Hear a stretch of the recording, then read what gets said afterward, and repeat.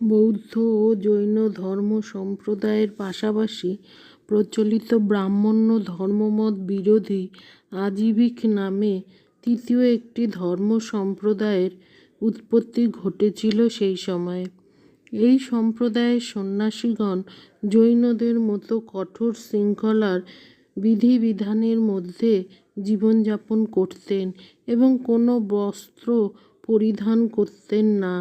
একই ধরনের আর্থ-সামাজিক পটভূমিকায় বৌদ্ধ ও জৈন ধর্মের পাশাপাশি আজীবিক ধর্মীয় মতবাদের উদ্ভব ঘটেছিল। আজীবিক ধর্মীয় সম্প্রদায়ের প্রতিষ্ঠাতা ছিলেন গোপাল মঙ্খলিপুত্র। তার পিতা ছিলেন একজন মঙ্খ অর্থাৎ চারণ কবি ও চিত্রকর। মহাবীর গোসালের সমসাময়িক ছিলেন এবং একসময় তিনি গোসালের বন্ধু বৎসল্য ছিলেন। জৈন গ্রন্থ থেকে জানা যায় যে মহাবীর তার সন্ন্যাস জীবনের তৃতীয় বৎসরে গোসালের সঙ্গে পরিচিত হন এবং গোসালের সাহচর্যে 6 বছর জীবনও অতিবাহিত করেন।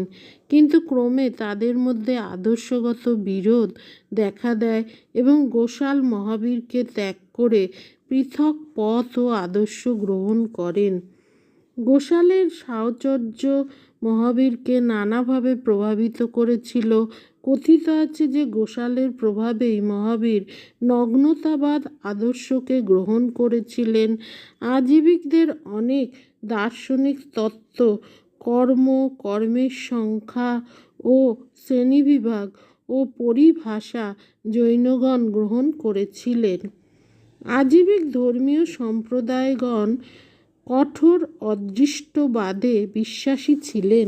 তারা মনে করতেন মানুষ সৎ কাজ বা কঠোর পরিশ্রমের দ্বারা তার ভাগ্যকে নিয়ন্ত্রিত করতে সক্ষম নন। সমগ্র বিশ্ব এবং এর অত্যন্ত ক্ষুদ্রতম বস্তু পর্যন্ত একটি পূর্বনির্দিষ্ট নিয়ম ও নিয়তির অধীন।